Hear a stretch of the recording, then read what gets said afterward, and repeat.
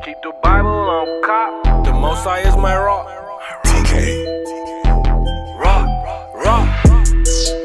The Most High is my rock. The Most High is my rock. My rock. The Most High is my rock. In the name of Messiah, the Most High is my rock. The Most High is my rock. My rock. The Most High is my rock. Yeah.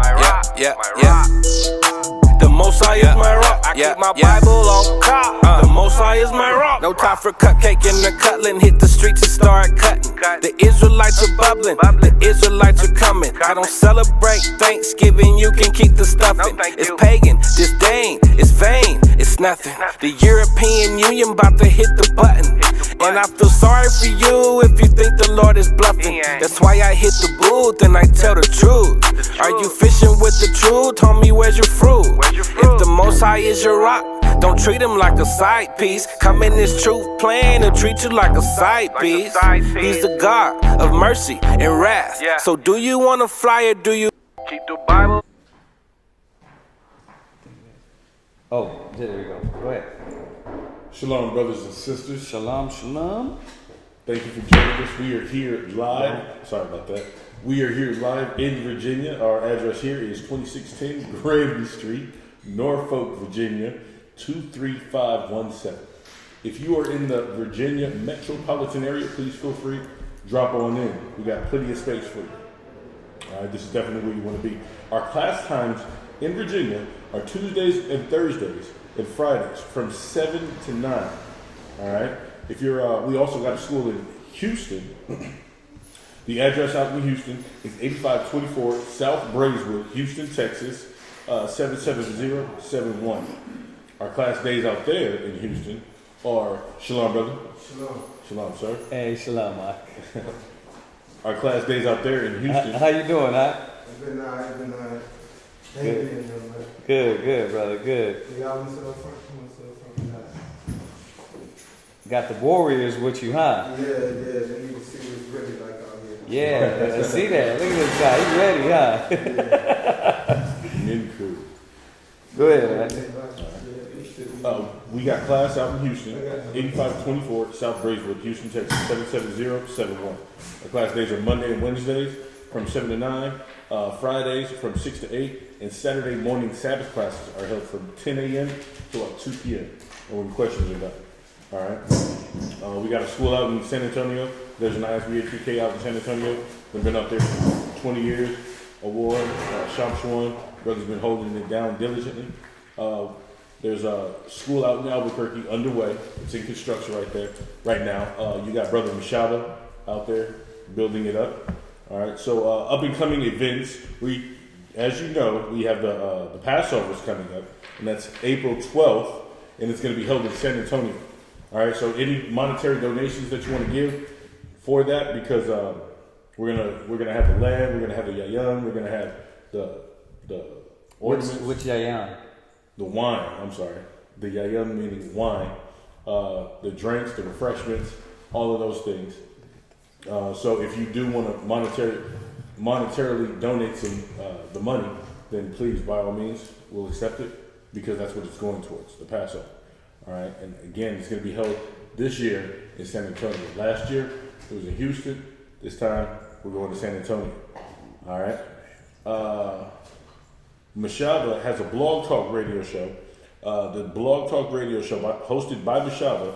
It's at blogtalkradio.com/MASHAHBA. Right. And that's held every Tuesdays and Thursdays at 9:30 a.m.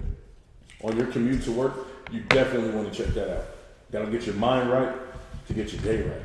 You know what I mean? The scripture says, in all thy ways acknowledge the Most High, and he'll guide you. So that's one of the ways you get your ways directed.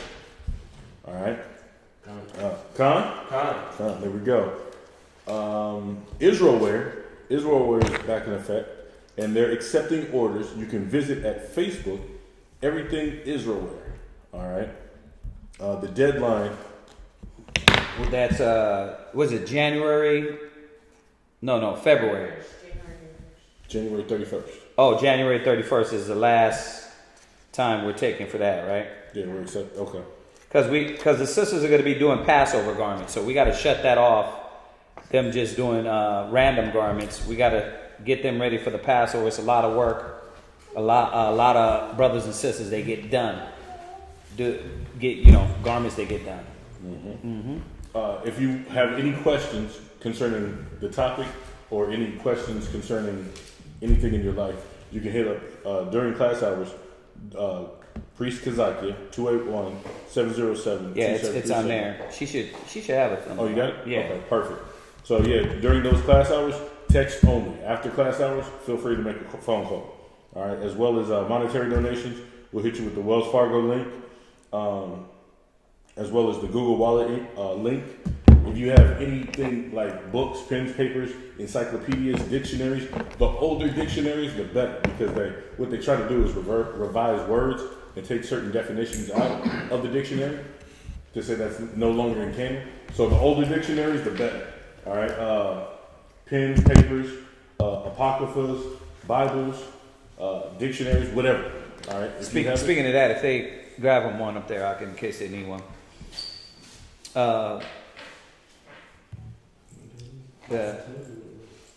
Just in case they need one. Right, but computers, desks, chairs, whatever. If you have it to spare, drop it off. You could drop it at 8524 South Braeswood, Houston, Texas 77071. Those brothers out there. Yeah, and we appreciate all the brothers and sisters that's been helping out the school. I know I say it. The scripture say give credit where credit is due. And whatever y'all do, it's helpful. I'm going to say this. Whatever y'all do, it's helpful. And we don't take it for granted. We appreciate y'all. Appreciate the love. Appreciate y'all. So keep doing it because it is helping. We wouldn't have this school. We wouldn't have our other schools without y'all help. We would have them, but it'd be hard, a lot harder. So we appreciate y'all. We're going to do questions right now like we always do every class for the brothers and sisters online. What was your name again, brother? Mark. Right. Did you have anything? You had any questions or anything? I'm about to ask somebody. I can ask them. Yeah, any questions y'all have? We open it up for questions. Can y'all know what your Lord elementary? What was it? They talking about elementary. Do you have anything to ask them about the Bible? Or Yeah. about God? Yeah. And the world and what's going on in the world. Yeah. Ask them whatever you want to ask them. Wait.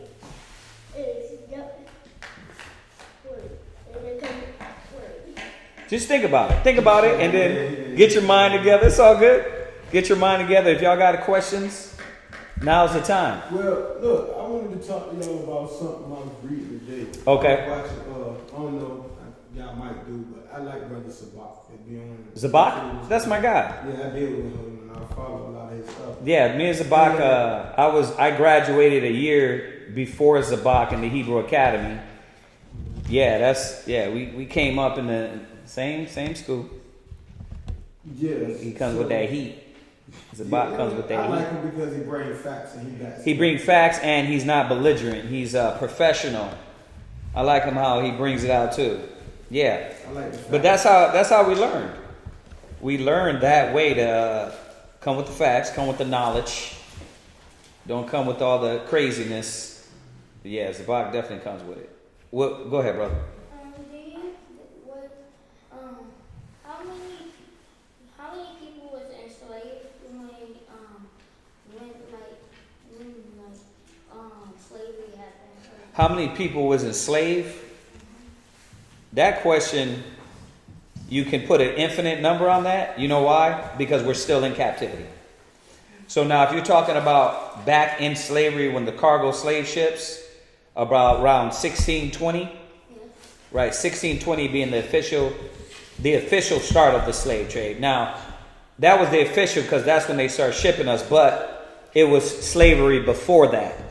There was hundreds of millions of our people, right? Now, they say it's less than that, but we know it was a lot of our people, millions, hundreds of millions going in captivity, slavery, murdered, thrown over the ships, beaten to death, hanged on trees.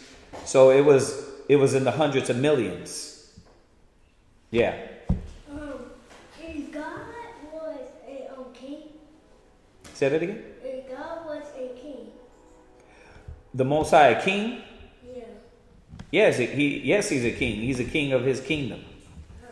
Right? You talk about the Most High, the Father, right? Yeah, he's a king of his kingdom. Yes.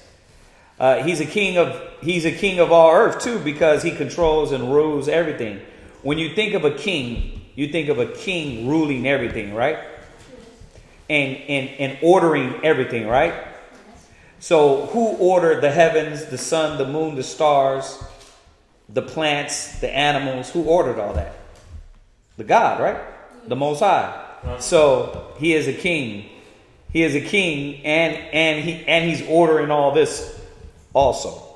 So why your dad looks for this question? Do we got anything online yet?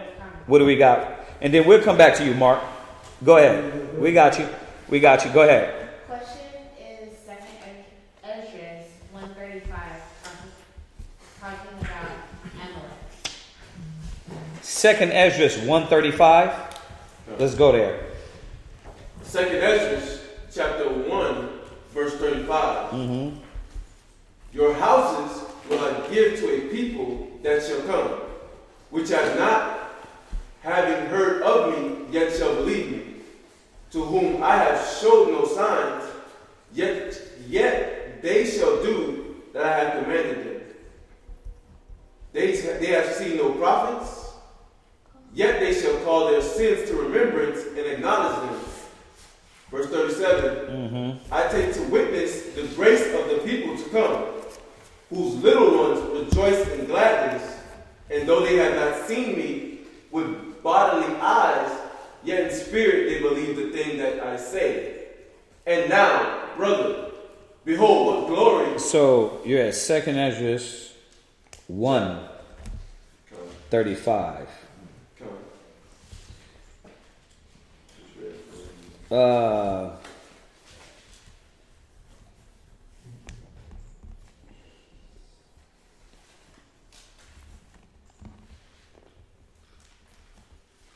Read from verse 30. Verse 30. I gathered you together as a hen gathereth her chickens under her wings. But now, what shall I do unto you? I will cast you out from my face. Right. When ye offer unto me, I will turn my face from you. Right. So this is what happened when the Most High cast us away from him. He scattered us through all nations. You had something on the question? Yes. When he started, like when you said keep going, I don't know what that means when he said the chickens. The chicken? No, like he said like. It said the verse that said, I gathered you together as a hen gathered her chickens. So what he's saying is, like a hen will gather her little chicklets together. Like the mother will gather all the little chicklets together. Have you ever seen that? Like a bird gather their little birdies, the little chicks together? That's what he's saying, that the Most High would do to us, the children of Israel. Go ahead. As a hen gathered her chickens under her wings. But now, what shall I do unto you? I will cast you out from my face. Right. So the Most High is saying he's got to cast Israel out of the face because we were rebellious, we were stiff-necked. The commandment said he was going to scatter us through all four corners of the earth. Right? Because we were disobedient. Remember Deuteronomy. Go ahead. Verse 31. When ye offer unto me, I will turn my face from you. Right. For your solemn feast days, your new moons. Right, and that goes right back to Amos 5, right? I despise your feast days. Right? The Most High is like, I don't want to hear that because you're rebellious. You're not listening. Go ahead. And your circumcisions have I forsaken. Go ahead. I sent unto you my servants, the prophets. Right. Whom ye have taken and slain and torn their bodies in pieces. Right. Which Israel did. Israel turned on their own people. Israel turned on Yahushua. Israel turned on the prophets. Go ahead. whose blood I will require of your hands, saith the Lord. Right, because a lot of the wicked Israelites, they were part of the shedding of the blood of our own nation. Excuse me for a second. Yes, Where sir. you at right now? Second Esdras 1, Oh, that's Verse 1, 33. 33? yeah. Second Esdras 1 and 33. Go ahead. Read that. Verse 33. Uh-huh. Thus saith the Almighty Lord, your house is desolate. I will cast you out as the wind doth stubble, Uh-huh. and your children shall not be fruitful. Right. For they have Which despised- which sounds just like Deuteronomy, right? Come. The Most High was going to cast us out. He was going to curse our seed. Go ahead. For they have despised my commandments, Uh-huh. and done the thing that is evil before me. Right. Your houses will I give to a people that shall come, which not having heard of me, yet shall believe me. Right. And when you say Amalek, you got to remember that there was a lot of people, a lot of nations we were scattered through. Now, if you're talking about specifically Israel, Jerusalem, not only Amalek, who had it before Amalek? Who had our land before Amalek? Anybody know? Who had what before Amalek? Yeah. Who had the children of Israel before Amalek? Who had our land before Amalek? Amalek, was he the Babylonian king? But it was the Babylonians, wasn't it? Babylonians, but specifically remember the Ethiopians were put in our land? Remember we were taken out? And then the Ethiopians here. Right, and then that's why they have the Philistia Jews. So you can't just apply it to Amalek, you got to apply it to all these heathens that been in our land. And when you even go back to them, they learned about the Most High, right? Mm-hmm. Follow the laws, follow the commandments. Even though it wasn't for them, this is what the Philistia Jews have done also. So I wouldn't remember when you deal with the curses that the Most High put on us from Deuteronomy. Everything that the prophets reiterate is from Deuteronomy. So all Esdras is doing is reminding us what Moses said and what was going to happen. So it wasn't one nation, it was multiple nations that possess your land. If you go back to, go to First Maccabees. Check this out.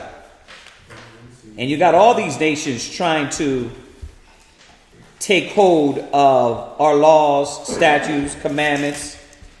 Let me see here.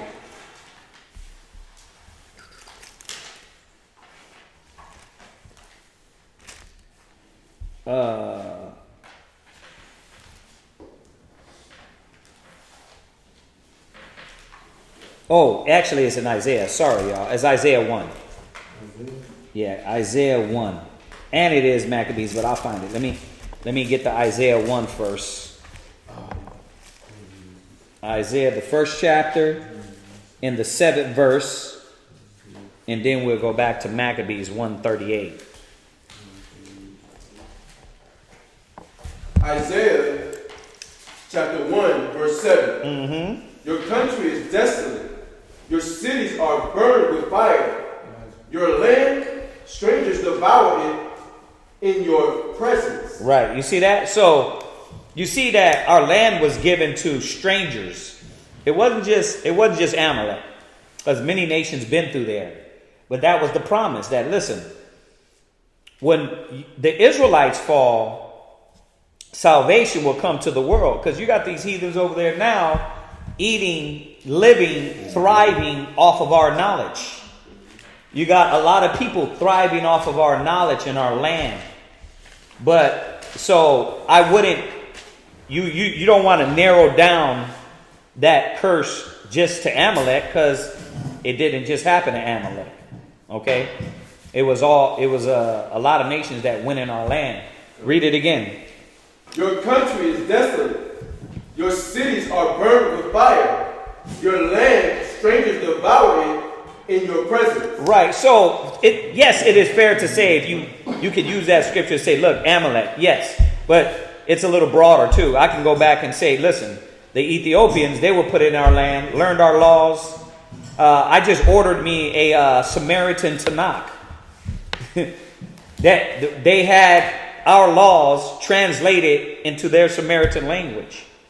So a lot of these nations have laws, our laws, statutes, commandments, the Bible, right? They reaped off of us. Go ahead. And it is desolate, as overthrown by strangers. Right. Go from there. Go to First Maccabees 138.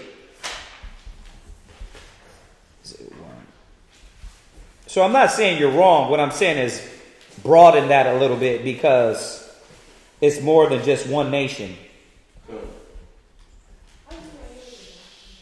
First Maccabees chapter 1, verse 38. Yeah. Insomuch that the inhabitants of Jerusalem fled because of them. Whereupon the city was made an habitation of strangers. You see that? So you see Isaiah said it. The Maccabees said it. Right? So these different time periods, the prophecies of Deuteronomy just came to pass. The heathen shall possess thy inheritance. And that's what happened.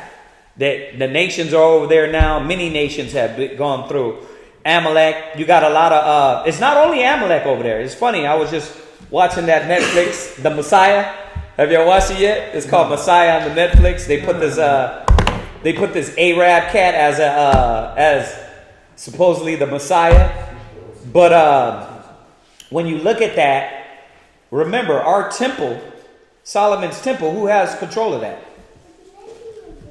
You know what I mean? Who's fighting over it?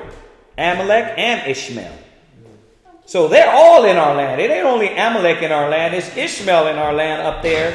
Which, then you got to ask yourself, which are the one real Ishmaelites? Because a lot of them is damn Edomites. So you got Ishmael, Edom. Then you got the Philistia Jews over there thinking they're the Jews. Then you got Caucasians. Then you have... we said Amalek. You got all these nations over there thinking that that's their land, and us over here, Israelites in the ghettos and the slums. So all I'm saying is broaden a little bit. It just ain't Amalek. It's more than just Amalek. All right. So you finished that? No, sir. Go ahead. And became strange to those that were born in her, and her own children left her. There you go. And now it's strange to us. It's funny because I was telling my son the same thing, showing him that how they're over there and everybody wants to be us, and we over here, we're lost. We don't know who the heck we are if you're blind still. So was that it on that question? Okay. They want to be like us even when we're doing wrong. Oh yeah, exactly. Right? They done copy everything. Oh, what I was talking about was in Jeremiah. Oh, you know what? I got it. I got it right here. I got it. In the bathroom right there. Lips are dry.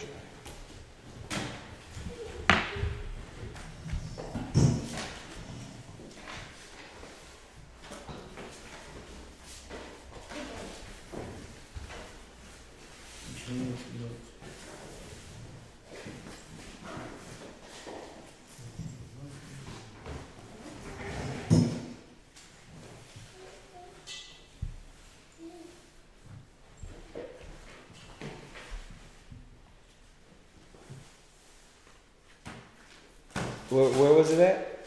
Jeremiah, I'm trying to find it. Oh, here it goes. Okay. It's, no, this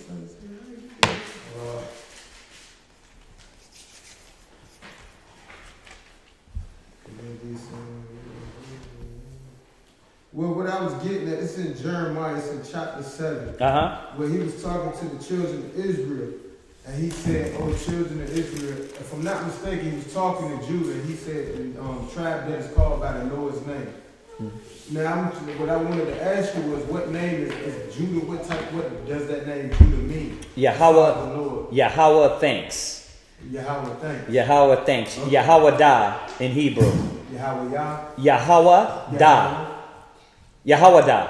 Yahweh da. Yahweh da, which is Judah. So it means Yahweh thanks. Yahweh thanks. So when they seen Judah, Jacob said, Yahweh thanks. Thank you. Oh, okay. That's what I wanted to know. 'Cause I was Right. Judah, the name is the most high name, so I wanted to know. Yeah, Yahweh thanks. Yahweh da. Yahweh. Yahweh da. Yes, sir.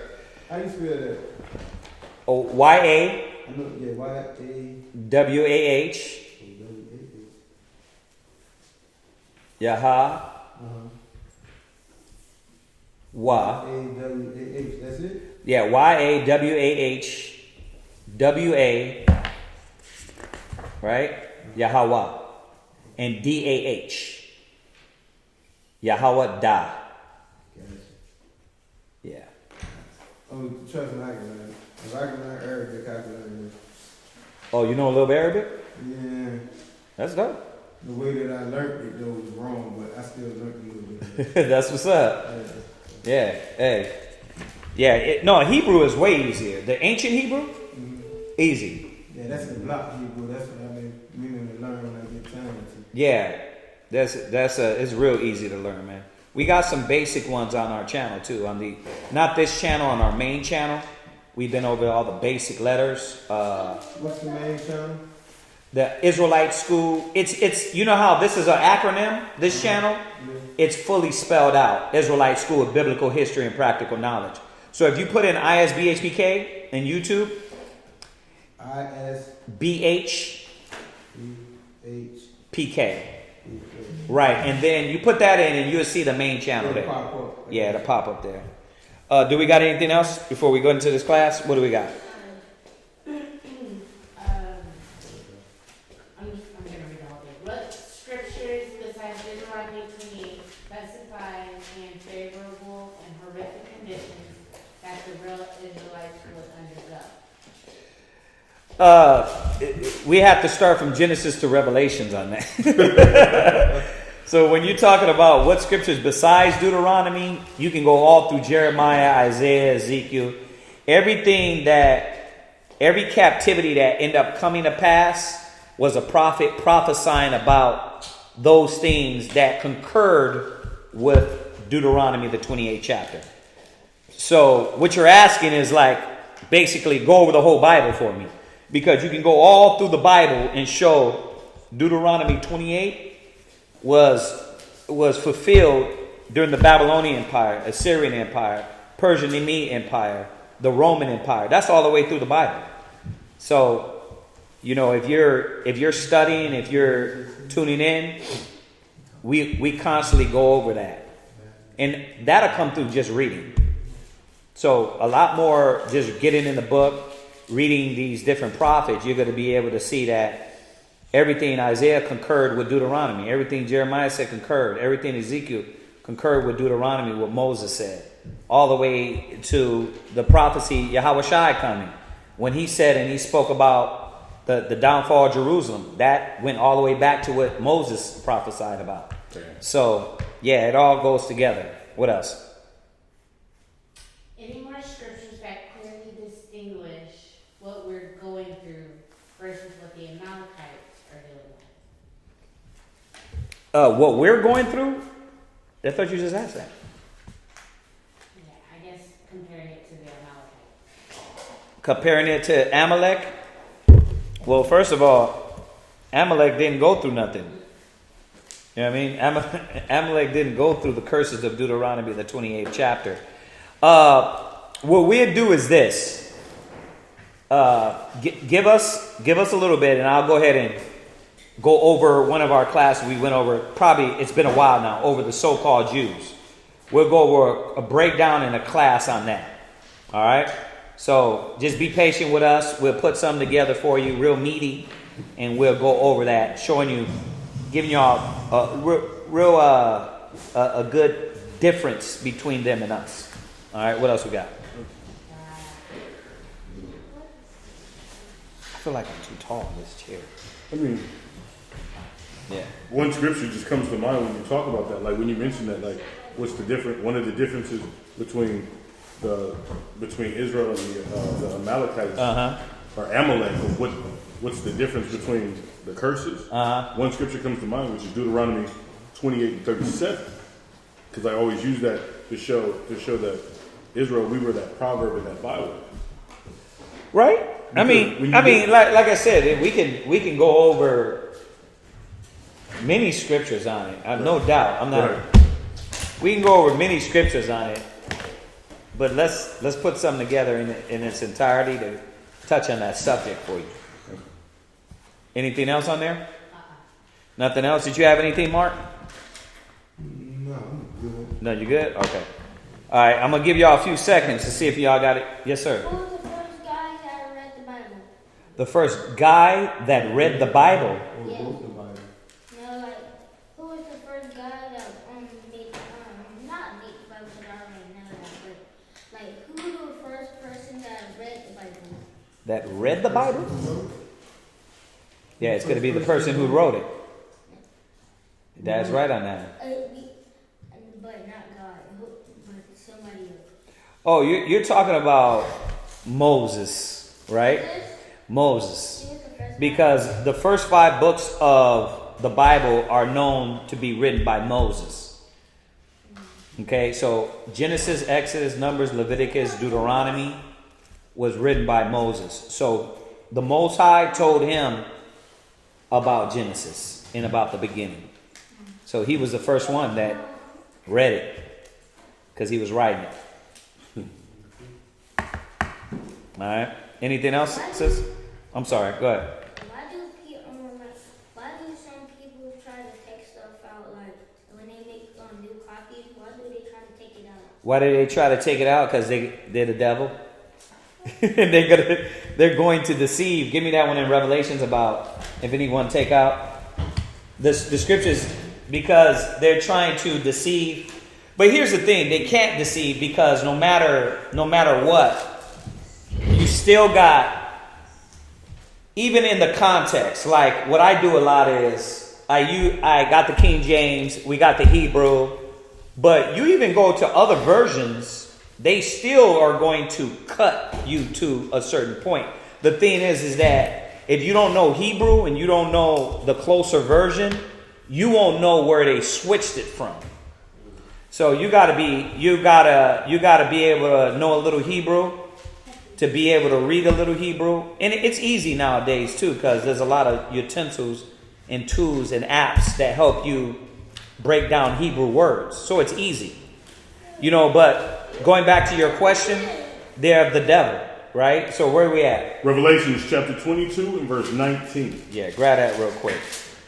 Revelations chapter 22, verse 19.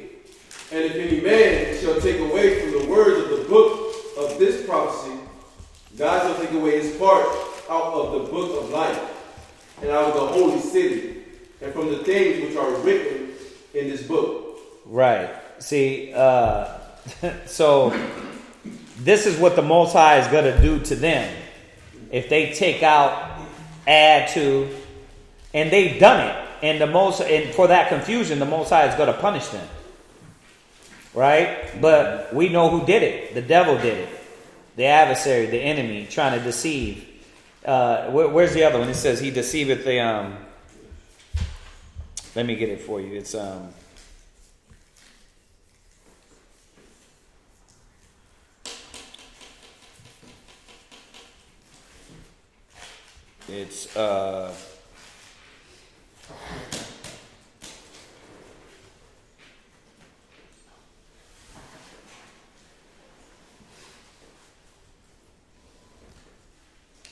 It says he deceiveth the. Where's that anchor? You got another question? Yeah.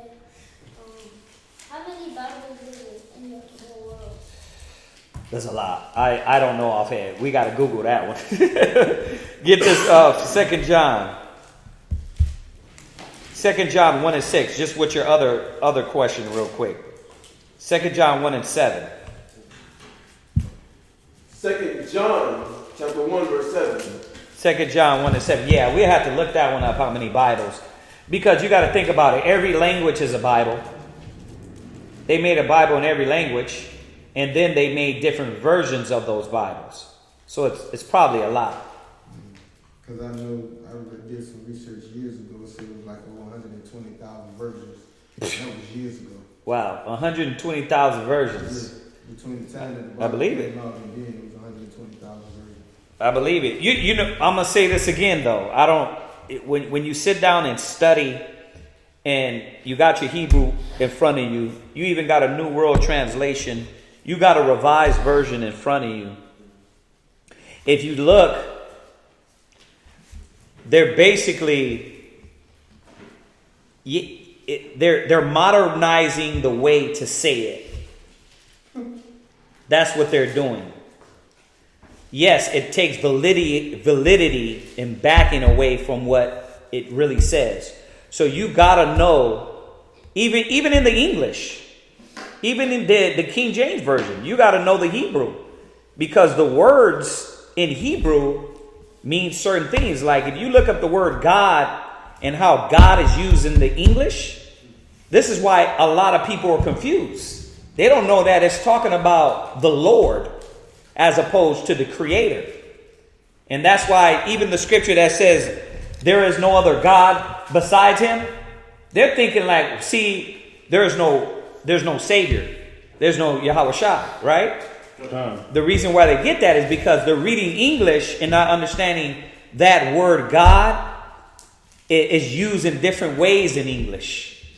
It could be used for the Son, and it could be used for the Most High. So you got to know Hebrew to be able to clarify, oh, that was talking about the Most High. And then you got to study to know the context of the chapter, what you're reading, and say, oh, that is talking about the Son right there, not the Father. Like it says in 1 John, in the beginning was the Word, and the Word was with God, and the Word was God, right? It's talking about different things there. The Word was with the Most High. The Word, being Yahweh Shai, was with the Most High. But the Word was power. You wouldn't know that meant that because you ain't reading the Hebrew. It don't mean that the Word was, like the Christians teach us, God is Christ, they the same person. It don't mean that. It's saying that the Word had the power because God gave him the power when you put all the precepts together. So it's things like that where if you don't have Hebrew, you get confused on little things like that. And that's why the Christians think that God is Christ. They're the same people. That's not true. So this is one thing you got to think about. Where we at? 2 John chapter 1 verse 7. For many deceivers are entered into the world. Right, there you go. So there's many deceivers that are entered into the world. There's many people that change the word. There's many people that don't teach the full word and therefore confuse our people. Go ahead. Who confess not that Jesus Christ is come in the flesh. Go ahead. This is a deceiver and an antichrist. So there are many antichrists. And when you say antichrist, meaning there are many people that are against the Bible, that change the Bible, that change the versions and change the wording, and certain scriptures they literally took out of the Bible. So you got to understand that. And being Hebrew Israelites, you got to be good. You got to get some Hebrew under your belt. I'm not saying y'all got to be scholars, but you got to get some Hebrew, or else when you get other versions, you won't know how much they change it. You won't know what scriptures they took out, because they literally took out, like in Revelations, in some of the versions, they don't say Christ was burnt; he was glowing. So it's things like that answering your question. All right, was there anything else online?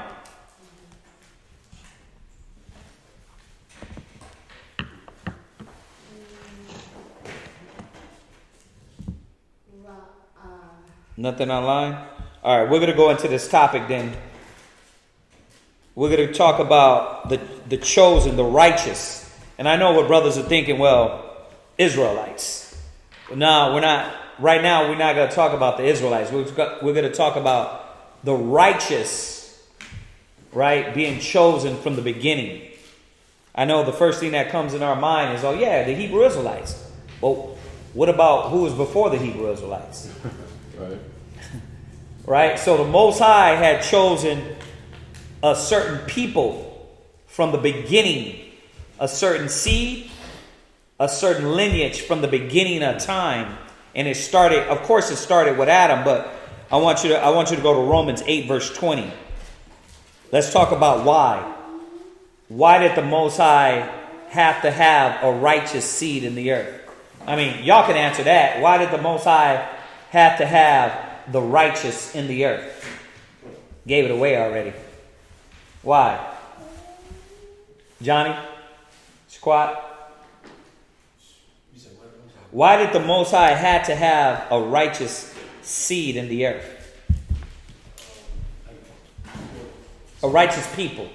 A righteous lineage. To have a favor, he had his own favor of who. To have his favor. That's true.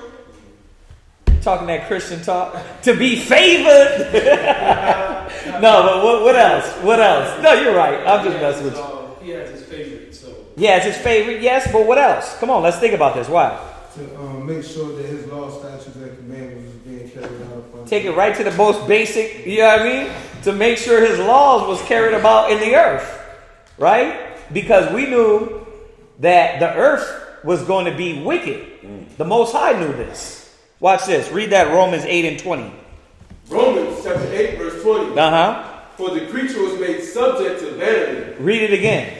For the creature was made subject to vanity. Right. It's telling you right there the Most High's plan. The Most High knew what Adam was going to do. The Most High knew how man was going to fall.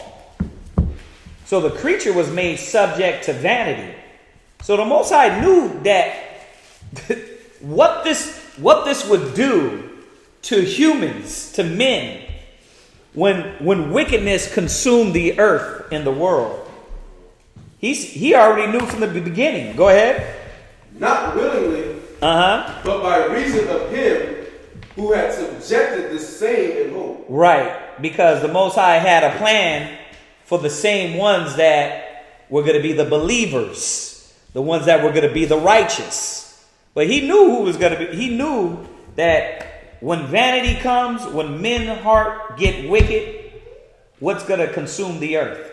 Wickedness, filth, sickness, disease, death, lying, falsehood.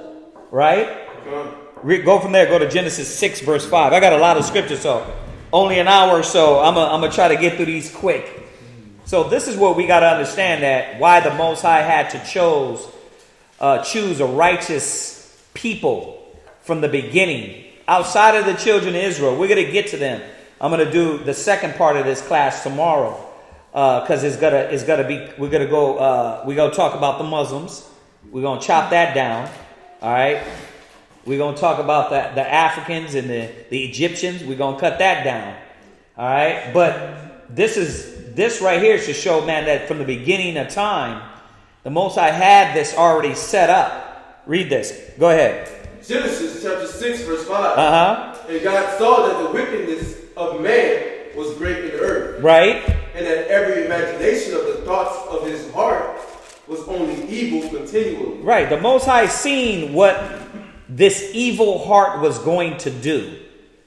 He said, Romans 8 and 20, that he made us subject to vanity, right? He come back and he lets us know what was vanity going to do. It was going to bring us death, destruction. It was going to bring a wicked heart, a wicked mind. The Most High knew this. So what did he have to have in play? He had to have a people, a seed, a lineage, always, continually, from the beginning of earth, all the way to the end, a righteous people, righteous souls coming back and doing the will of the Most High. If not, it would be like Moses. You know, Most High said, listen, move aside. I'm going to kill everybody. Right? Or it'd be like the ark. Right? I'm going to just kill the earth. How many times you going to keep killing everybody? So what he did was, he's like, okay, I know where man's heart is. I'm going to have to make a move. Right? Go ahead and go to Psalms 94 verse 16. He had to make a move, man, to set up these righteous people, righteous nation. And a lot of times, man, it didn't come through millions of people. Think about it now. I don't want to give it away, but you already know that only 144,000 is going to be the government. Only 1/3 of the children in Israel was going to be saved. That's how it's always been. It ain't never been, billions. The earth has only it's supposed to be 4 billion people? It's supposed to be 4 billion people on the earth, right? But out of those billion people, probably is majority Israelites. And majority of the Israelites are going to be put to death. And how many nations are going to be destroyed to a pulp, to the most smallest numbers? So you got to see that the Most High had to set in play. Go ahead, read this. Psalms chapter 94, verse 16. Go ahead. Who will rise up for me against the evildoers? This was something that the Most High was ordaining. I know when we read this scripture, you're reading it in context for the time now. But this is what the Most High is always wanted from the beginning of time. Who is going to stand for me against the workers of what? Evildoers. Against the evildoers. Go ahead. Or who will stand up for me against the workers of iniquity? Right. Who are the ones that's going to stand up for righteousness? Because I know as soon as the heart of man turns evil and negative, who am I going to have that is going to do the will, the service, the laws, the covenants, the contracts? Now, we know all those things weren't written, but the earth, we already been over that part. Adam was given the law. They knew the commandments. They knew the will of the Most High. We've been over that recently also. So who was going to stand up for him? Right? Adam fell. Cain, he was wicked. Right? Seth came. We're going to read about him a little bit. So who shall stand for me against the workers of iniquity? Go to Romans 11 verse 4. Romans 11:4. Just to show that the Most High already had it planned out. And why? I mean, think about it. It's obvious. It should be obvious why. He couldn't just leave the earth to the wicked mind, a corrupt mind. Because when the earth is left to a corrupt mind, what happens? Well, take a look around in America. Faggots, lesbians, transvestites, switch hitters, bull dykes, backside busters, booty thieves, right? Pansexual, you know what I mean? What else? Trisexual, bisexual. Bisexual. What you say, what? Clone men. Yeah, clone men, clone women. Fake food, glue meat. You know what I mean? Fake everything. It's destroyed. This is what happens when you just let wickedness run rampant. Imagine if the Most High didn't do this. Read this. Romans chapter 11 verse 4. But what saith the answer of God unto him? I have reserved to myself 7,000 men. Right. Who have not bowed the knee to the image of Baal. Right. Who have not bowed. Now, once again, you're saying, well, this is Israelites. Nah. This ain't only Israelites. This is from the beginning of time. The Most High had to reserve a chosen elect. 7 in Hebrew is just the number of completion. You'll hear it. Forgive thy brother 70 times 7. A just man falleth 70 times. Right? How oft shall you forgive thy brother? 7 times? No. 7 times 7. Right? All that means is complete. The Most High has always ordained a complete amount of righteousness that would keep the earth at its just balance. Because he knew that if wickedness was there, you had to have righteousness. The Most High is organizing all these things. Now, let me throw in a trick question in there. Well, why? Why was evil created? Why was it okay for it to run rampant? Trick question, but I know y'all got the answer. Go ahead, Mark. What you got? For the same reason he let Egypt put the children of Israel in captivity. Why? So he can show everybody who's the real king and who's God. True. That is not wrong. You are correct. Why else? Because there's not a wrong answer. But why else? When you go out there and you see wickedness, how do you feel about it? You feel like you want to live that another 100 years? Crack babies, dope heads. You get disgustful. Right? You get a disgust that sin become exceeding sinful. This is why wickedness is here, that for us, when we get in the kingdom, we're going to sit back and say, it's going to be our nature to hate. You just to have a flashback of, the ghettos and the slums and Esau walking around with batons and shooting our people down. You're going to be like, whoa, bring them out. We going to burn everybody. You know what I mean? What you need, brother? Oh, the door? Go ahead. Johnny, could you grab it? Yeah, just make sure if it's somebody new, they don't have any weapons. All right? Well, no crazy people coming up here. You see that dude in the church? Oh, yeah. Yeah, they knocked him down quick. But I don't think it was the door, though. You probably just heard. I heard something was dope. Oh, really? I don't know. Yeah, we be hearing stuff, too, up there. Yeah, There was nobody? These old buildings just Yeah, it echo. There's echo in here, too, man. So, this is, we got to understand what the Most High, He's moving all the pieces. He understands what was needed. So, go from there. Go read that again. Real quick. But what said answered God unto him? I have reserved to myself 7,000 men who have not bowed the knee to the image of Baal. Right. Go ahead. Even so then, at this present time also, there is a remnant according to the election of grace. Right. And see, this is not only the Hebrew Israelites. This is where before we were Israelites. We were Hebrews. But before we were Hebrews, we were what? The righteous.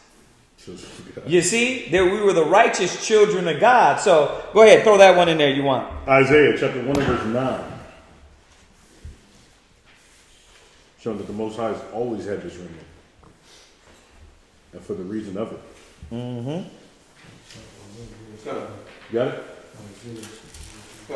Go ahead. Isaiah chapter 1 verse 9. Mm-hmm. Except the Lord of hosts had left unto us a very small remnant, we should have been as Sodom, and we should have been like unto Gomorrah. So we understand that Sodom and Gomorrah, those were the 5 kingdoms that was just full of basically debauchery, which everything you see in America today, everything you see in the world today, that's how Sodom and Gomorrah was, and it ran rampant.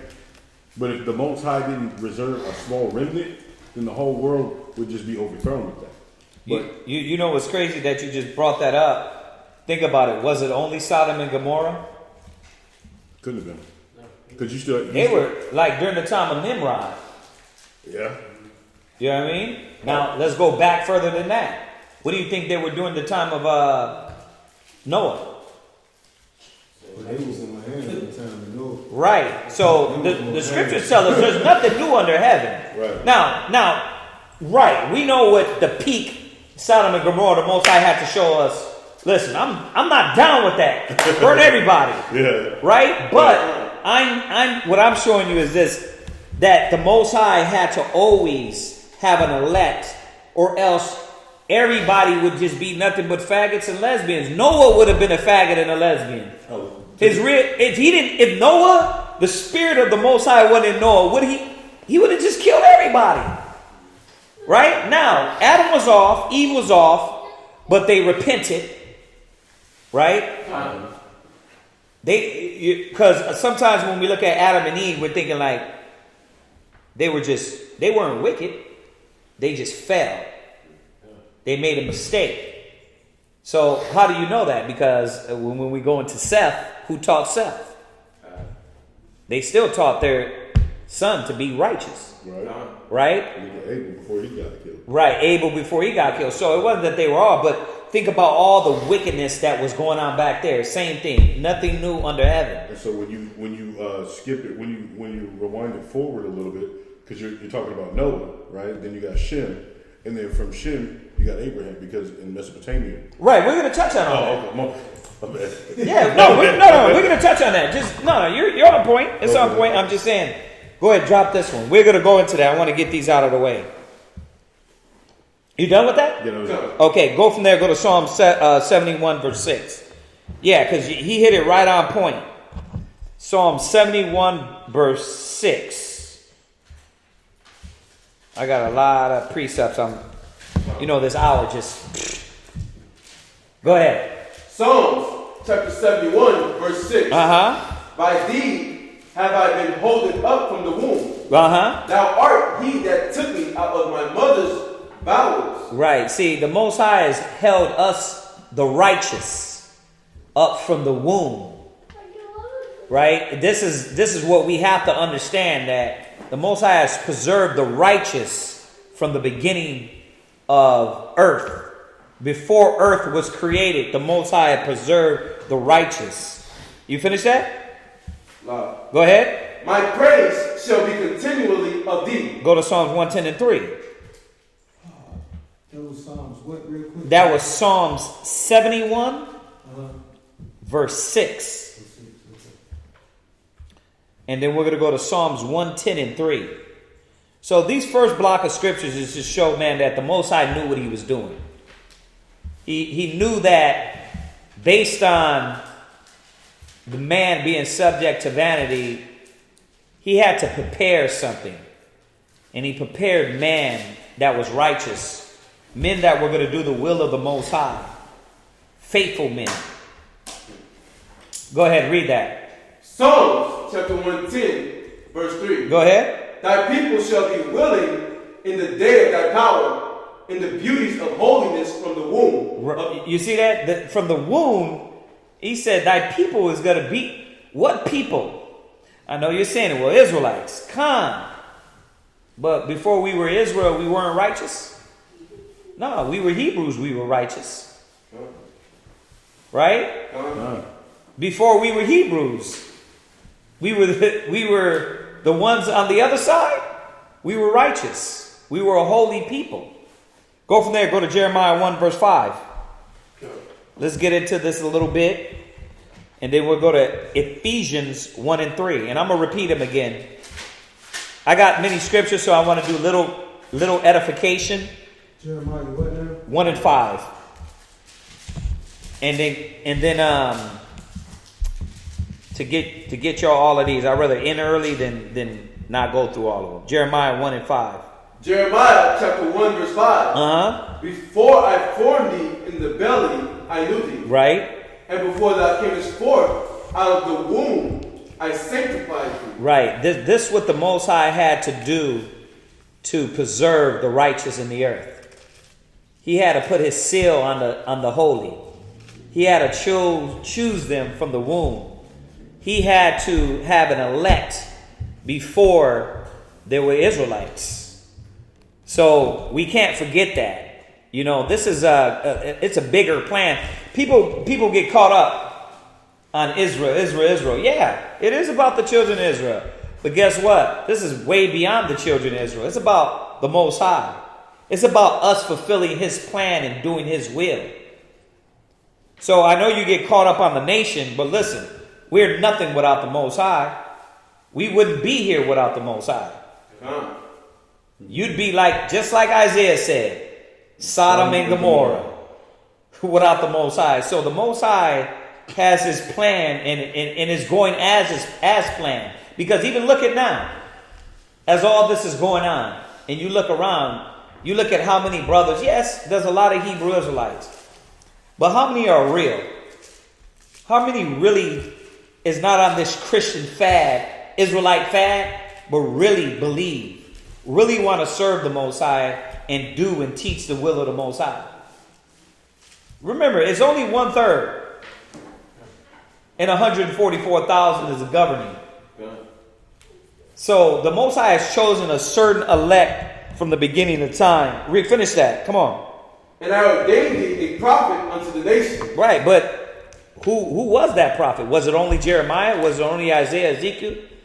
No. What about all the other prophets before? What about the Noah? What about the Elijah? What about Abraham? Right? So those were prophets too. He ordained. What about you? Your name's not, I mean, we don't read our names in here, but we do. Because you were the chosen, right? Constantly coming back doing the will of the Most High, right? And when you hear it, it click with you. Like, that's it. Right. It makes sense to you. He will bring all things to your remembrance, right? It was like, you heard, you had the Bible all your life. Mama had the Bible all your life. But it wasn't till the Most High gave you the unadulterated, you know what I mean, truth. And you're like, wait a minute, that's closer. Now, we don't got it all, but the closest we can get. You see that? So, go ahead, read that. Go to Ephesians 1 and 3.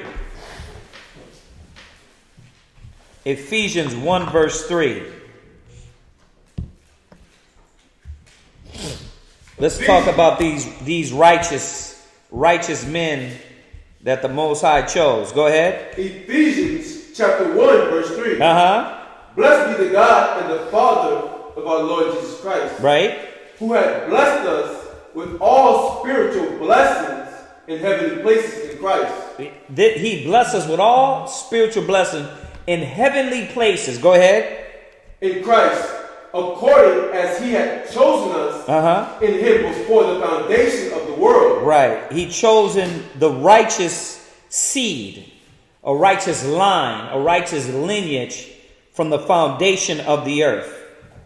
It says, before the foundation of the earth, right? Go ahead. That we should be holy and without blame before him in love. That we should be holy.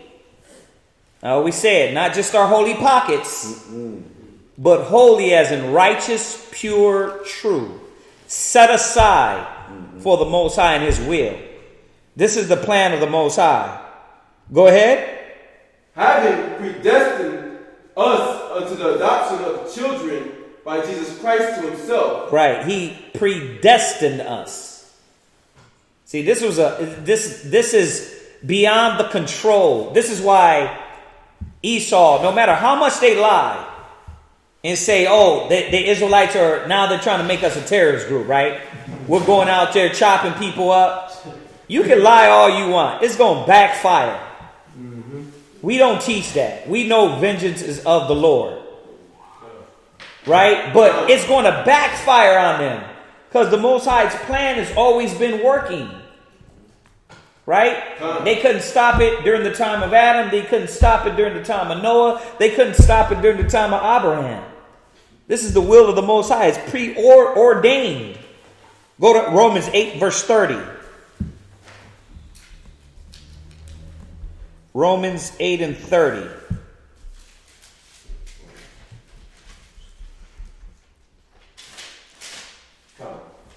You got a question on there, sis? I thought I saw your hand. Go ahead. Romans chapter 8 verse 30. Moreover, whom he did predestinate, then he also called. Right. And whom he called. And that's what happened. He predestined you and you were called.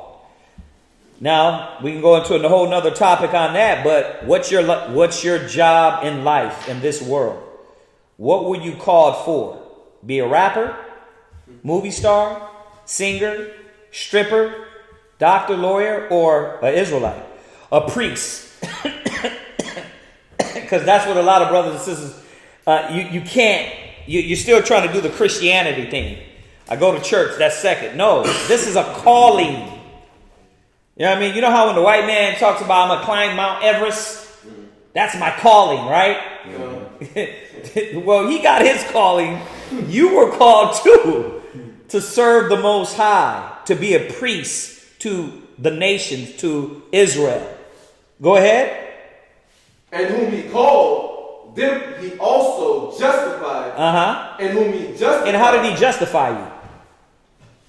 Throw that in there real quick.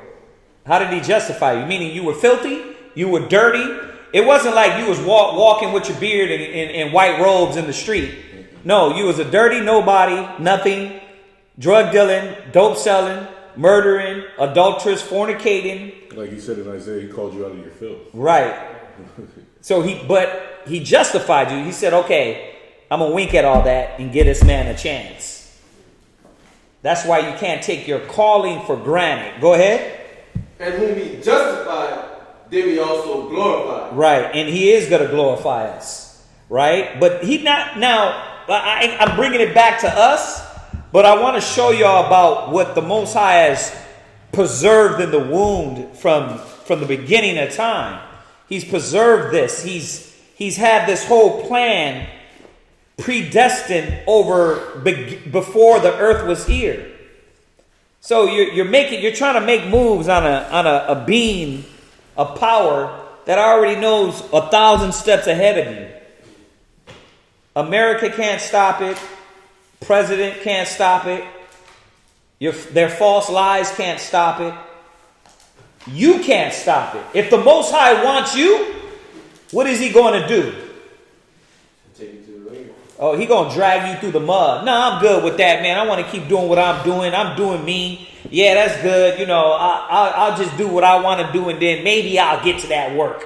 No. Jonah said the same thing. Jonah said the same thing, and the Most High dragged his butt through the mud. And that's why a lot of us been dragged through the mud, to remind you, you are called for this purpose. Who else is going to stand up for the Most High? Everybody always worried about everybody else. Well, what about this brother? What about that brother? What are you doing? You know what I mean? You got to stay in your lane. You got to understand what the Most High has called you for. I'm not worried about, in that context, that brother. Yeah, that's my brother. I worried about him because he's my brother, but not in the context of I'm only going to get busy because he's getting busy.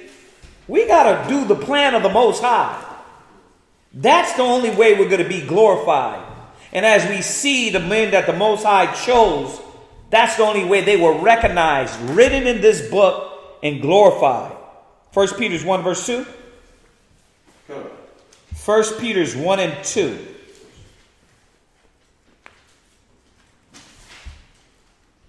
First Peter chapter 1 verse 2. Elect according to the foreknowledge of God the Father. Through sanctification of the Spirit unto obedience and sprinkling of the blood of Jesus Christ. It's a lot, ain't it?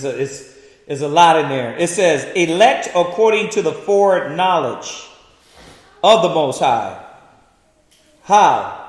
Through sanctification of the Spirit. He sanctified your spirit. He chose you. A lot of you, it was like this brother I was talking today. He was like, man, it felt like the Most High ain't with me. I said, well, let's see. What does the knowledge say when the Most High ain't with you? He don't hear you. When you getting your butt whipped by the Most High, that's how you know he's listening. I took him to that Job 33 to remind him, if he sends you one messenger, that's how you know that the Most High is working with you. You know when the Most High ain't working with you?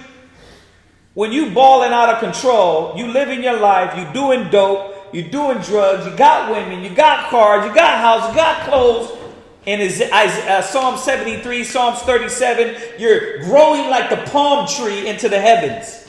And you think everything is good. You're doing wickedness.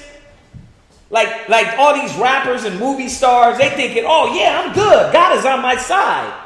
He said, I'm smoking weed, I'm running red light. Yeah. They're thinking that's success. I am successful. It's like Paul said, that doing wickedness to glorify the Most High. Paraphrasing. And that's what they think. They think by doing wickedness and glorifying the Most High, that now the Most High is with you. Nah, this is a sanctifying. You're going to be clean, washed, set apart for the Most High. Because we got to stand for something greater. We're standing for something greater, man. Go ahead. Grace unto you and peace Read. be multiplied. Right. So, what and who are these men? Go to Ecclesiastes 44 verse 1. Ecclesiasticus 44 verse 1. Let's see how the Most High set this up from the beginning real quick. Ecclesiasticus chapter 44 verse 1. Uh-huh. Let us now praise famous men. Uh-huh. And our fathers that begot us. Right? The Lord had wrought great glory by them through his great power from the beginning. Right. You see that? The Most High have worked great power from these righteous men. From when? From the beginning. From when? From the beginning. So this is, yes, it's about us Hebrew Israelites, but it goes further back than that. This is something greater than just your little peon egos. It's greater than that, man. This is about the will of the Most High. You're going to read 1 on down. Go ahead. Verse 3. Uh-huh. Such as did bear rule in their kingdoms. Right. Men renowned for their power, giving counsel by their understanding. Right. Men renowned. They made a name for themselves. What name are you going to make for yourself? The bare minimum cat? The halftime? Part-time lovers? Or are you making a name for yourself in the heavens? You know, that's how Esau thinks, man. Our people think, well, you know, I just want to do the bare minimum. No, man, Esau thinks, man, they want to run the world forever. If you left it up to them, what would they do? They will run the world forever. With Ecclesiasticus 44 verse 1. In the Apocrypha. Yeah, Ecclesiasticus 44 verse 1. Page 97. Yes, sir. Yeah, man. Esau will run the world forever. If the Lord said, here, Esau, I'm going to give it to you forever, Esau will not blink an eye. But our people, man, you got to understand what you've been given. Being that holy, righteous seed, coming from a line all the way back from the ancients. Go ahead. Giving counsel by their understanding and declaring prophecies. Yeah, man, these men were moved in the spirit. They had wisdom and understanding. They did great things. They died for great things. They lived for great things. When we look at our life, man, what do we want to be? You want to go up like Pac? All that greatness, Pac went out on the wall, right? In his music. That's what it is. That makes him great. Man, Pac was so deep. Go back and listen to Pac music now, being a Hebrew Israelite. You're like, that doesn't even You're make like, sense. this nigga was off. You're like, this nigga was off. If heaven was a ghetto. You know what I mean? You want to smoke blunts in heaven. You want to get robbed in heaven. You want to sag your pants and get jail raped in heaven. Like, there ain't no damn ghetto in heaven. But that's what we call knowledge. We don't want to go out like that. We want to go out like the Davids. King David. Samuel. You know what I mean? The righteous men that stood up. Yahweh Shai that died for something. Died for a purpose. The Maccabees. The brothers that stood up boldly, strong for the Most High. The priests that stood honorably. And it's going to go through that. Go ahead. Verse 4. Leaders of the people by their counsel and by their knowledge of learning meet for the people. Yeah, man. They weren't just on the street corners talking, man, yeah, you know what I mean? You young niggas got to learn this. Yeah. You ain't doing nothing for our youth. These men were this is why I go to this, for the edification and understanding and wisdom. The ancients and the elders in here, they're really going to teach us how to live and think. Not give us some damn street hood mentality that's going to keep you selling dope, keep you doing drugs, keep you banging on your people. That's why it says in Isaiah 8 and 20. If they speak not according to this law, there's no light in them. Yeah, there's no wisdom in what they're saying. See, so this is what the Most High is showing us about our ancient elders, leaders, righteous men. Go ahead. Come on. Wise and eloquent in their instructions. Go ahead.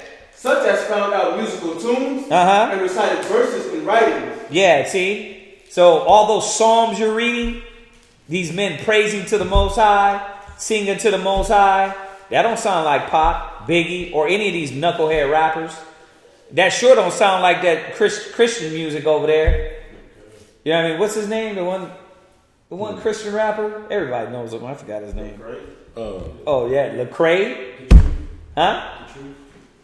Yeah, all these guys. Y'all asking no Christian rappers because I don't Kirk Franklin. Lecrae, I mean, look, and they're good, but once again, what is that about? Is that teaching us? That's not teaching us none. Go ahead. Verse 6.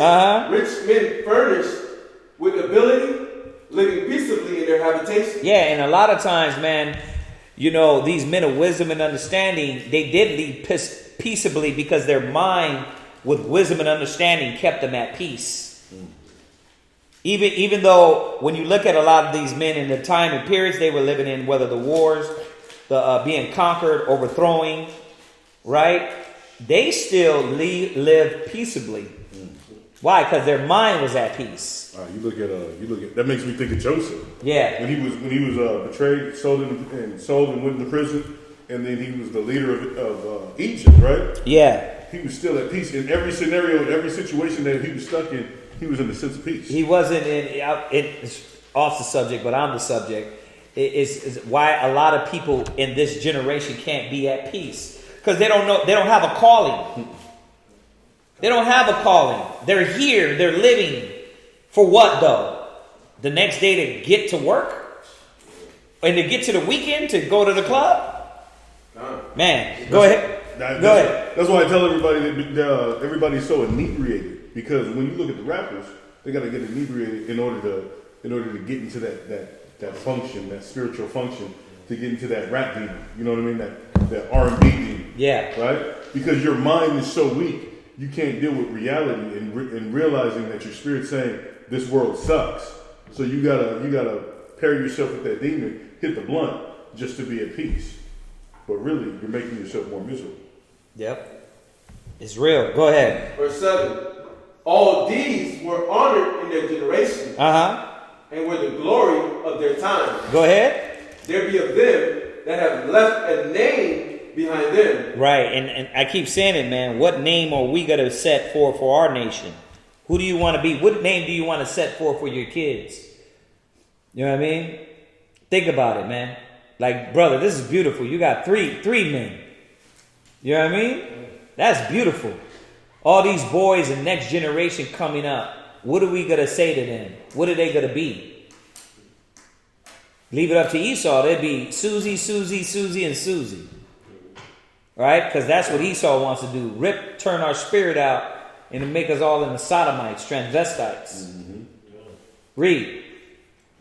There be of them that have left a name behind, that their praises might be reported. That their praises might be recorded. Like, what did you have to do to be recorded? Actually sat down and said, man, we got to write this down. This is insane. See, but that was our forefathers.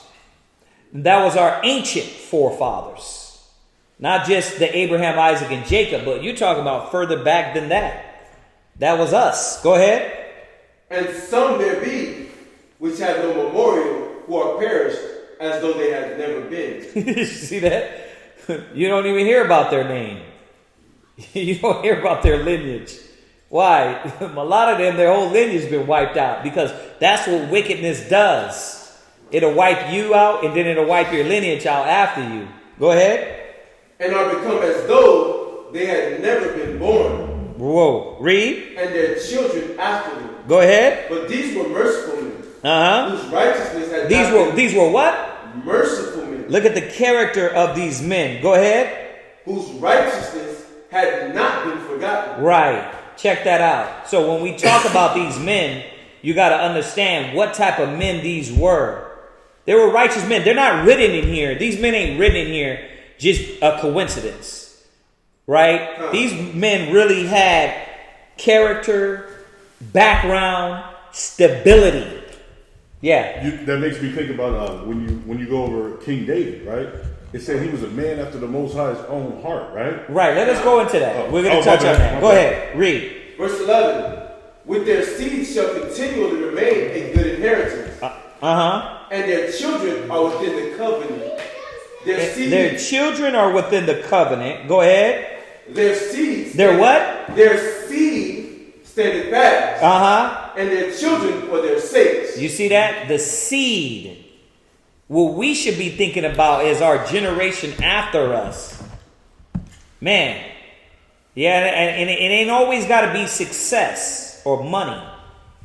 A mind, a well-guided mind will get your generation to flourish. Train up a child in the way he shall go. That's what we're doing this for. Because listen, Yahweh Shai, if he don't come in the next 50 years, what then? You gonna give up? The Lord delayeth his coming? How long did Noah have to wait?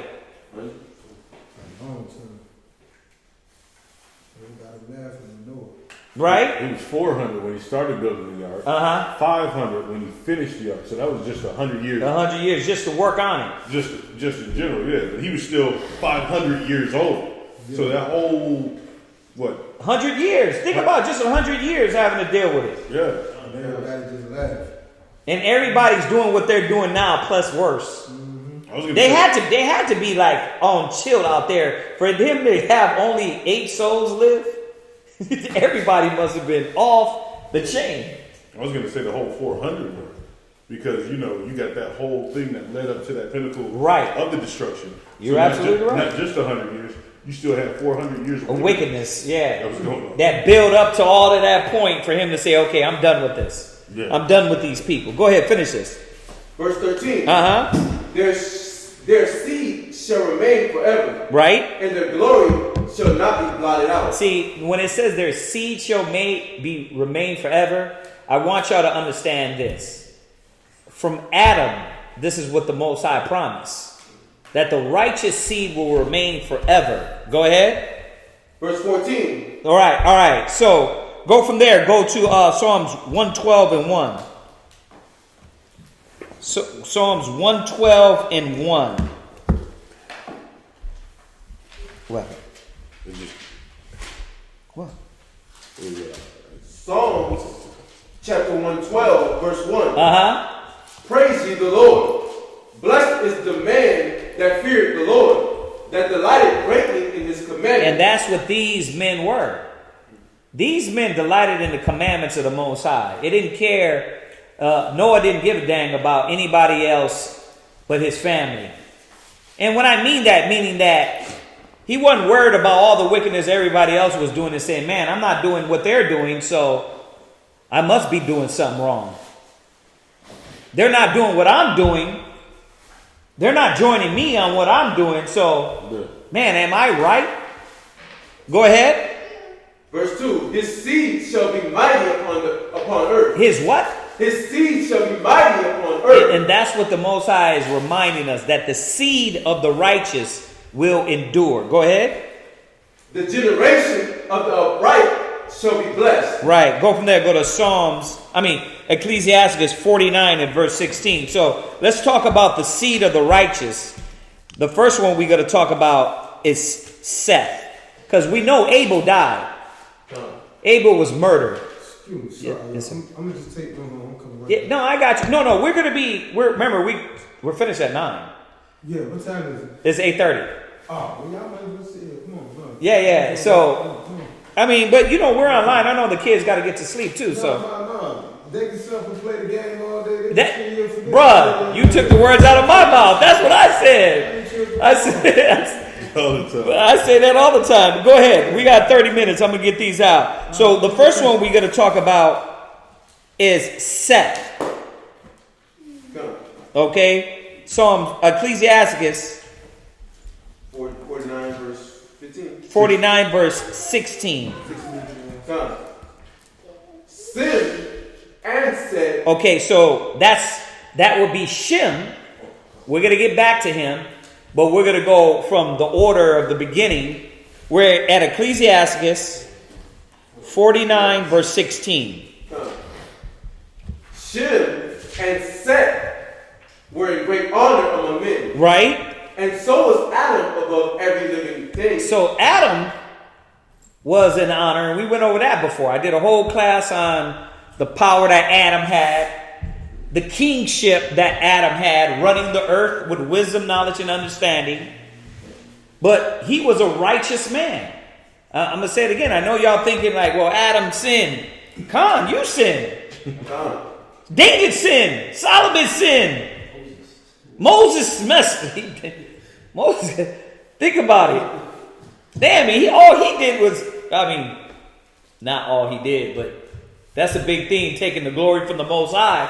But the Most High was like, listen, you're just going to look over there, but you can't go in. But he was a righteous man.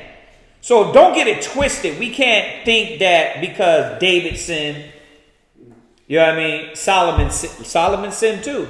But is his name written in here? I always say it. Do we got books on Solomon? Or did the Most High say, nah, strip him. Do like Saul. What did he do with Saul? Got him, got his kids, got his rib, got everybody. Most High was angry with that man.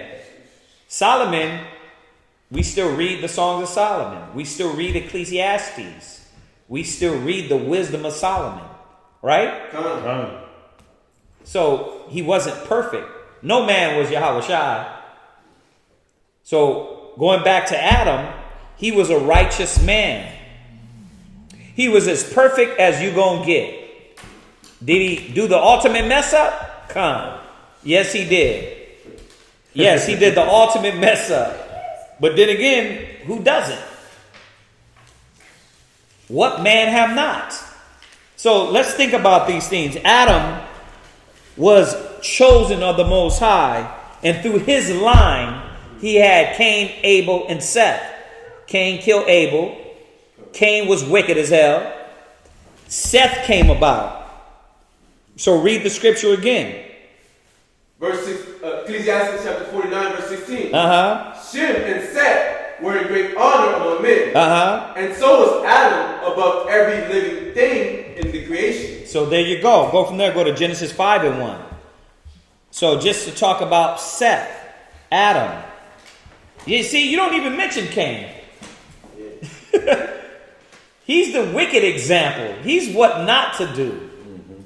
Abel, he didn't get a chance to do works and do good things, even though his spirit was right, even though the works that he did do was short, but it was cut short, but he was still right.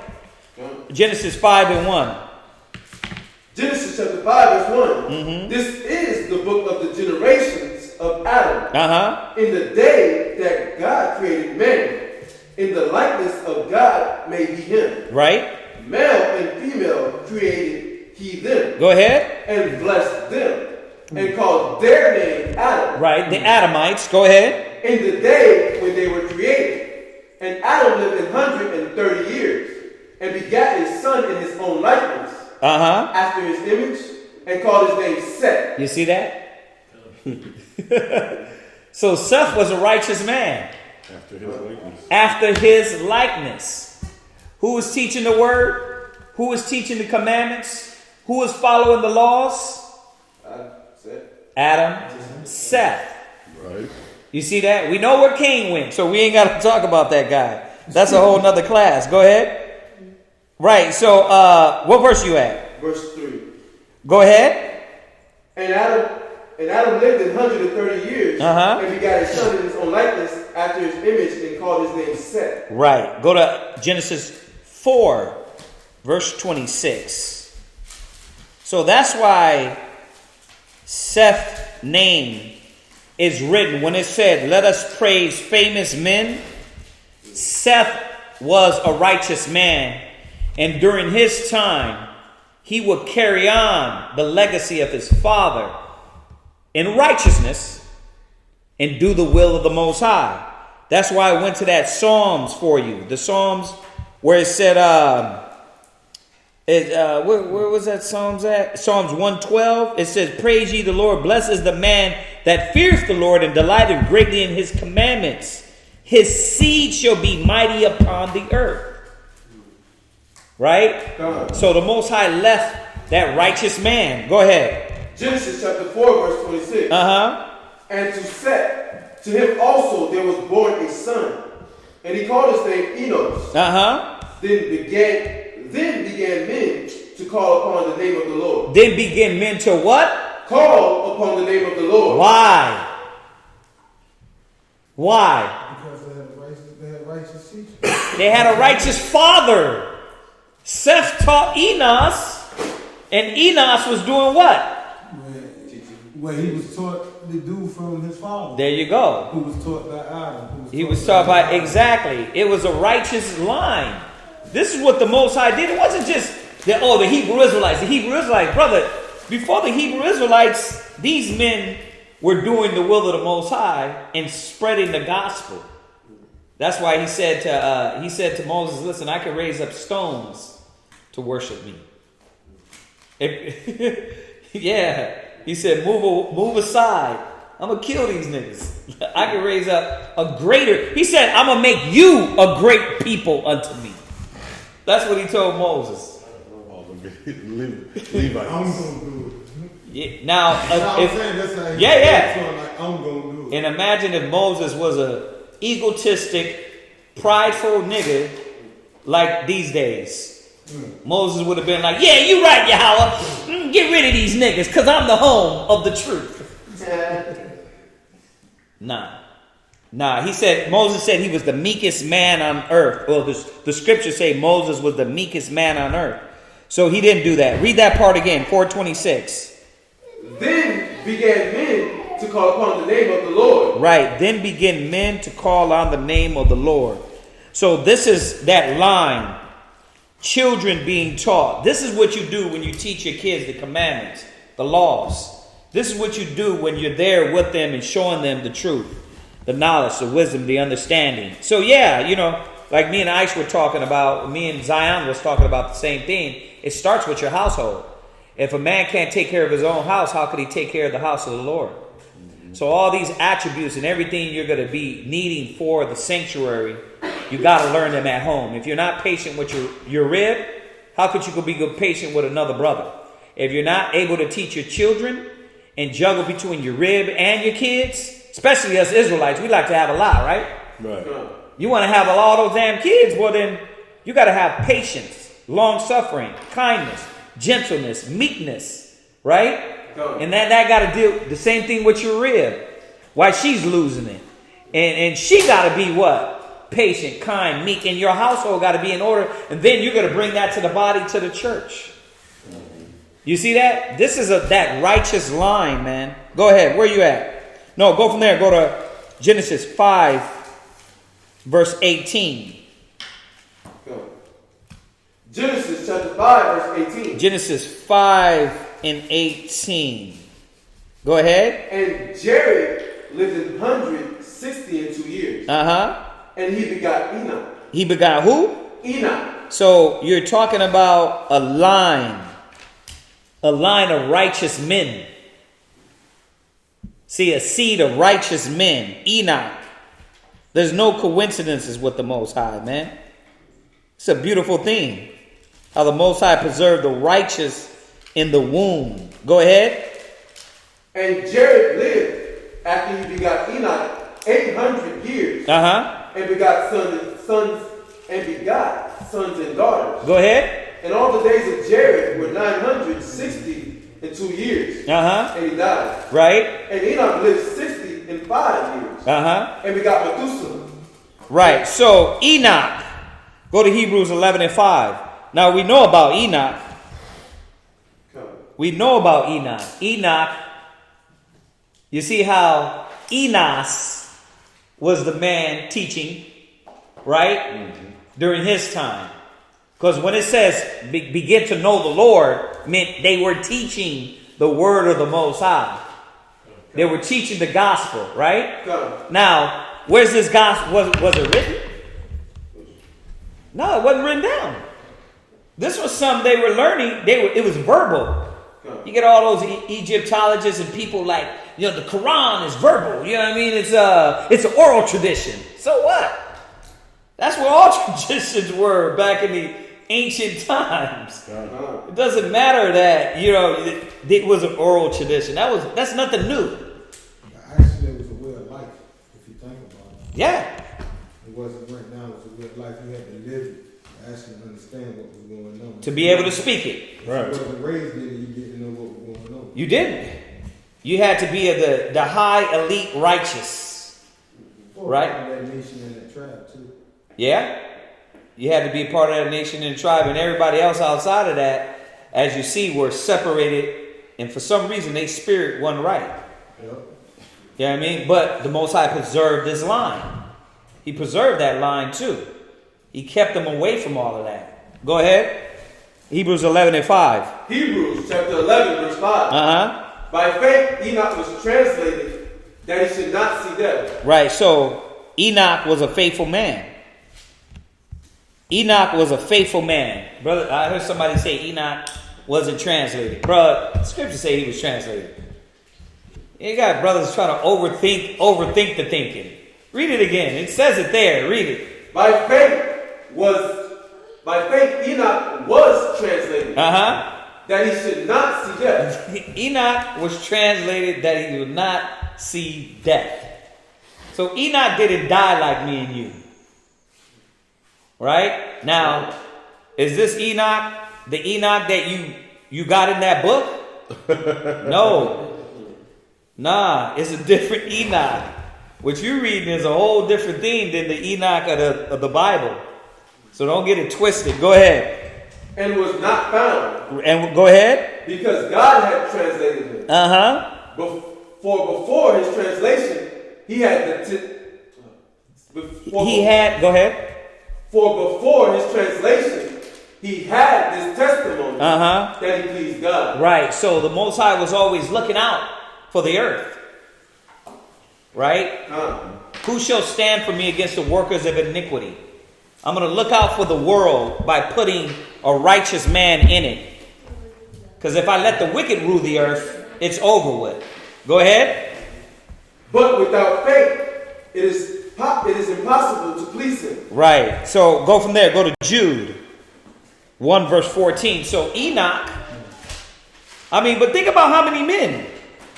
Are you reading about more men during this time? No, what I'm saying is, look, yes, you got Enos, you got Seth, because they were still probably alive a little during these times, because they lived almost 900, 800, 900 years. But that's how many men out of the whole earth. Exactly. A drop of a bucket. We're thinking, that's why I said earlier, we're thinking like, yeah, all these Hebrew. Brother, everybody, the scriptures say Israelite is as the sand of the sea, but the Most High is going to kill 1/3 of that. That's a lot of death. That's a lot of people that are not going to return.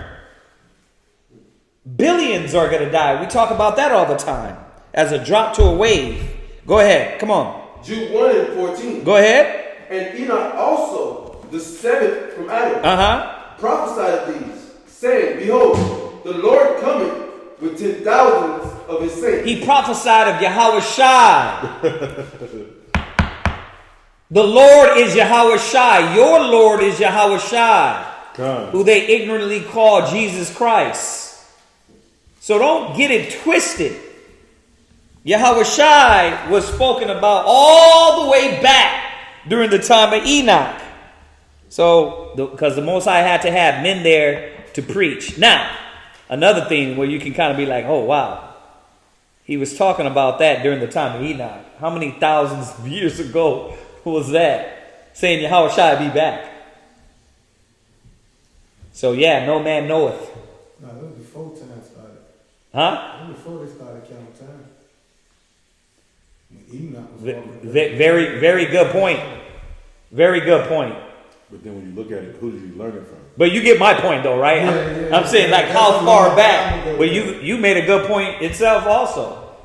Yeah. What you was gonna say? No, I said when you look at it though, because we're talking about who they learned it from, right? Their father, right? Yeah. So if he's talking about Yahweh Shai returning with the. That's the point I'm I making. don't know about that from the beginning, but he was getting there. Like, think about how long we've been saying Christ is coming back. So that means Adam would have been saying that. That means Adam been saying that.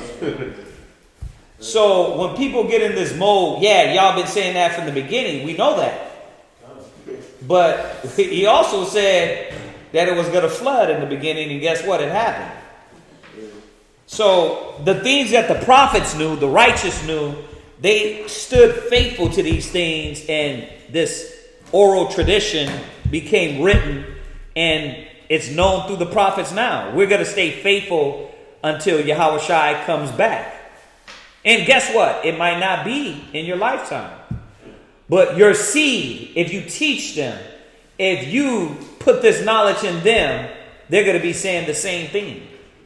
We're all hoping he does come in our generation.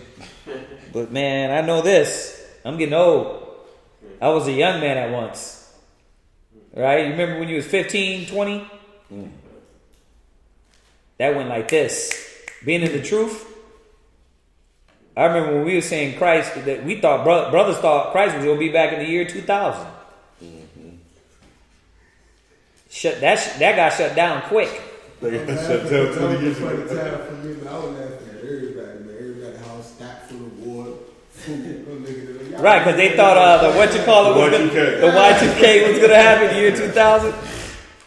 I was like 20 when that happened. But once again, man, this is what the prophets stick to and hold to be the righteous seed. We ain't just the righteous seed because we was born in luxury. No, you had to be faithful. And that's what Enoch was. Come on, where are we at? Verse 15? 14. Read it one more time. Verse 14. Uh-huh. And Enoch also, the seventh from Adam, prophesied of these, saying, Behold, the Lord cometh with 10,000 of his saints. Go to Ecclesiastes 44, verse 16. That's completion too.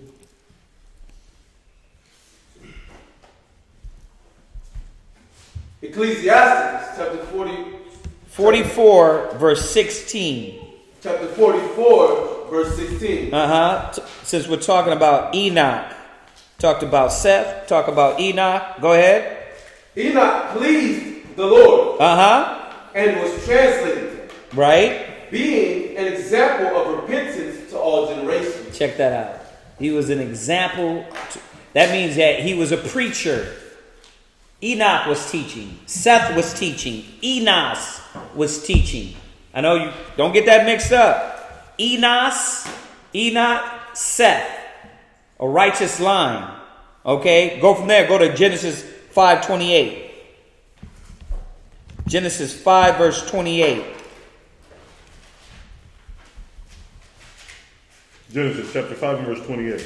Yeah. And Lamech lived. Write it down. Genesis 5:28. Go ahead. And Lamech lived 182 years and begat a son. And he called his name Noah. Right. So, what line did Lamech come from? When you read it, he came from the line of Methuselah. Now, Methuselah lived how long? He was righteous. He came from the line. If you go back to Genesis, he came from the same line. Genesis, go back to Genesis 5. There. Oh, we're there? Oh, yeah. Yeah, Genesis 5. See, when you read up. Verse 22. Yeah, 22. And Enoch walked with the Most High after he had begot Methuselah 300 years. You see that? And when you go all the way back, they all come from this one line of righteous men. But hold on a second. You're hearing of the righteous men. You only heard of the one wicked man. You don't think there was wicked men there? It's just not written of. Why? Because the Most High used these men. Why you don't read about all their sons? Some of them was wicked. Some of them went off. Right? They didn't follow the will of the Most High. If it's that foreign, go back to Adam and Eve. Adam had how many sons? Right? Yeah. The verse in there that says, even they are the seed of Abraham, not all of them accounted for the seed anyway, right? There you go. We're going to go in that tomorrow. We're going to touch on that because we want to hit on this Muslim thing, this Arabic thing, this Hamite thing. We're going to touch on that. Go ahead. I'm hoping I can get this out. Go ahead. You want me to jump back down? Well, yeah. Jump back down to 528. Verse 28. Uh-huh. And Lamech lived 182 years and begat a son. And he called his name Noah, saying, this same shall comfort us concerning our work and toil of our hands. Right. Noah, man. Noah was a bad man to be able to do what he did in the midst of a crooked and perverse generation. So Noah came from that line of Seth, of Enoch, right? Go ahead. Because the ground which the Lord hath cursed. Go ahead. And Lamech lived after he had begat Noah 590 years, 95 years, and begat sons and daughters. Right. So they had more kids. Who was righteous? Noah. The Most High killed all of those generations off and saved Noah. Because Noah was a preacher. He was a teacher. Watch. Go to Hebrews. Genesis 6 and 9. Genesis chapter 6 and verse 9. Go ahead. And these are the generations of Noah. And Noah was a just man and perfect in his generation. He was what? Perfect in his generation. Right. Now, putting together this perfect class for the brother that asked, we got to understand what it means by perfect. Okay, because when you even look up the definition of perfect, it tells you meaning the best you can be. It doesn't mean that without sin. All right, a lot of people read that word perfect. This brother had asked, could we do a class on be perfect? We're coming with that. But looking up that word perfect, it doesn't mean that he was Yahweh Shai. It just means that this man was greater than what was going on there in that time, keeping the law, statutes, and commandments of the Most High, doing his will, preaching the gospel. That doesn't mean that he didn't mess up. He probably had doubt. Right? He'd had doubt of his dad. Doubt is a sin. So when you deal with perfection, don't always think like, oh yeah, he was Yahweh Shai. Yahweh Shai was perfect. It said he had no sin. Noah, he was a righteous man. He was perfect in his time. Go ahead. And Noah walked with the Most High. And Noah begat He did what? Walked with the Most High. Yeah. The Most High was with him. The laws, the teaching, the will. Like this is, when going over this, you start thinking about, man, what your name's going to be. How long you've been in the truth. And when you got the knowledge and you woke up, when did you start? Did you start walking with the Most High?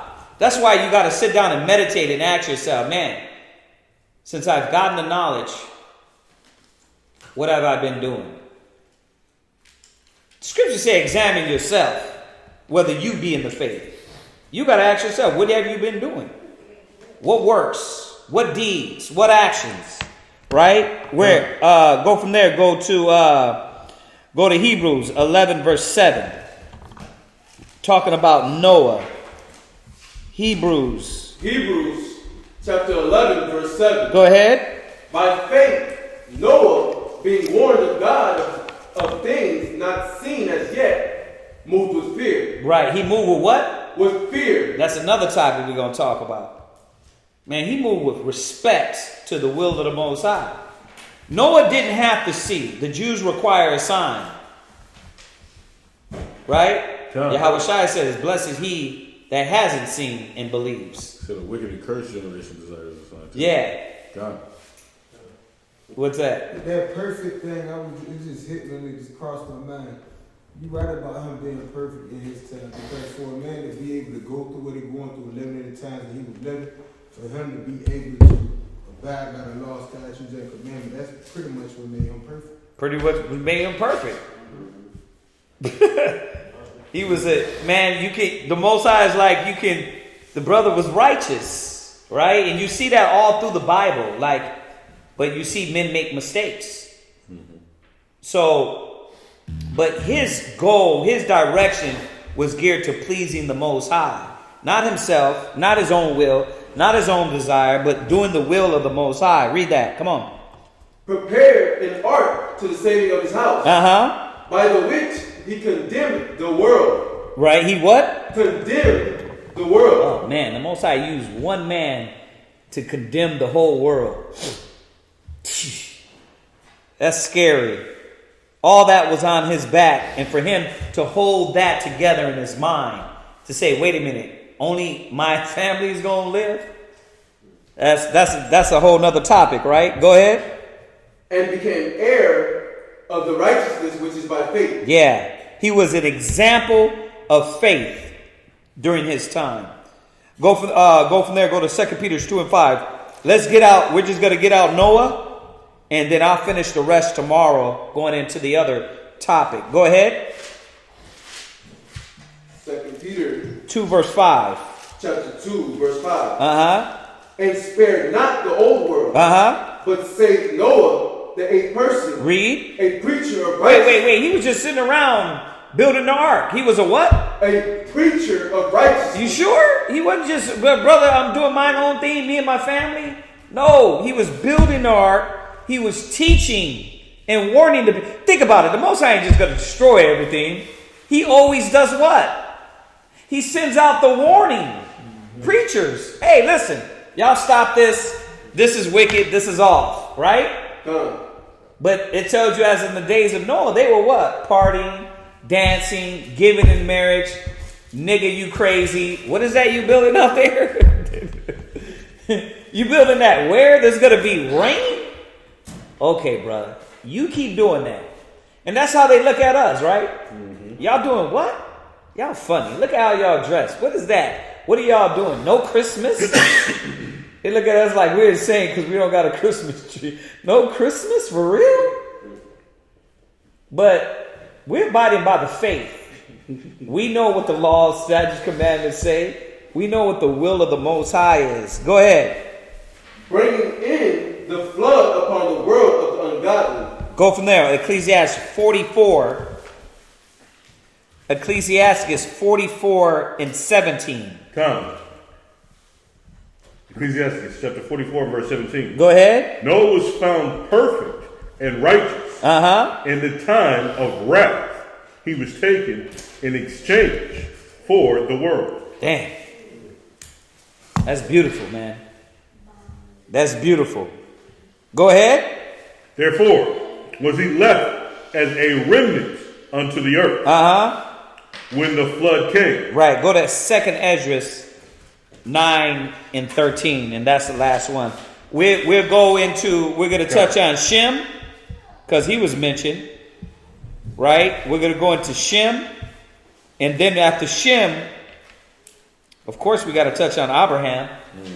And then after Abraham, we're going to start getting into not of seeds, right? Not of seeds, the scripture you quoted. Right, not of seeds, but of thy seed. We're going to touch, right, we're going to touch on that. We'll touch on that tomorrow, but let's finish this one. Go ahead. And therefore, be thou not curious how the ungodly shall be punished. Go ahead. And when, but inquire how the righteous shall be saved. Whose the world is. And for whom the world is created. Because who is the world created for? The righteous seed. You see how you don't read about Israelite. You don't read about Israelite. You read about the righteous lineage and line. The Most High was gracious enough to keep our seed, right, and chose our seed above all nations. But we'll talk about that. We'll get into that tomorrow. There's a lot more on this also. It's 9. Does anybody got any questions on that? I got one quick question. Yes, sir. Because I've been listening to what you been saying. I know I've been doing a lot, but I've been listening to what you've been saying. So, outside of the children of Israel, there can also be righteous men. outside of the children of Israel, right? Well, now the Most High established a nation. So it don't matter if it's righteous men outside of that nation. There could be righteous men outside of the nation. Because if I remember correctly, one of the stories that I remember growing up, the disciples went to Jesus talking about a man that was in the square preaching. And they were like, he's not one of us or something. And Jesus supposedly had told them, let him be. He's still doing the right thing. Somewhere in there. You're talking about when they were teaching. Yeah, and there was another guy teaching in the square too. Well, those were Israelites. Oh, so they was talking about another Israelite. Yeah, they were talking about another Israelite. He said they're not with us. Oh, he said, okay. should we forbid them for teaching? He said, no. Okay. He said, don't forbid them. But as far as, think about it. In the kingdom, right? What's the point of the kingdom? It's for the righteous, for the chosen children. Right. We're going to get the laws. The laws are going to be in us, right? But what are we going to do to the nations? You have them in bondage and slavery. Come, but what are we going to be teaching them? The law, statutes, and commandments. To make them what? Follow the law, statutes. To make them righteous. Or to make them righteous. Right. Because the whole earth, the whole point is God wants to create the whole earth righteous. Okay. Right? So, like, think about it. We're not doing this for nothing. The Most High is not getting these nations and whooping them just to whoop them. The thing is this. He's whooping them because they got to come into them, pay back. Mm-hmm. They didn't listen to the commandments, right? They did what they did to us, right? Mm-hmm. But they got to follow the laws too. If that's the case, why is the law going to be taught from Zion? That all nations go up to Zion and say, let us learn of the Lord.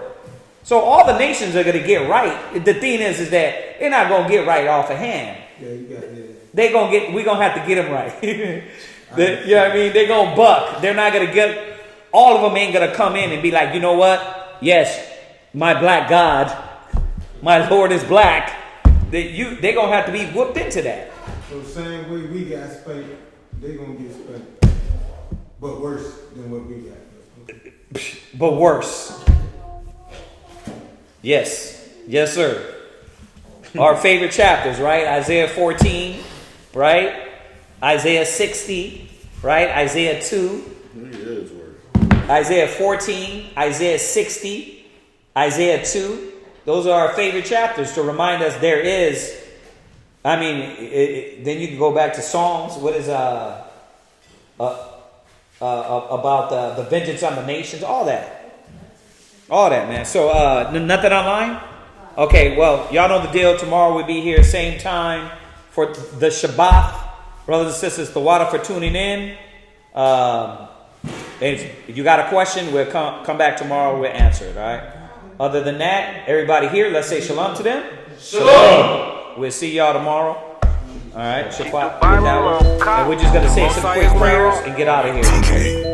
All right, I majim, wa panyaha padam, which means stand and face the east.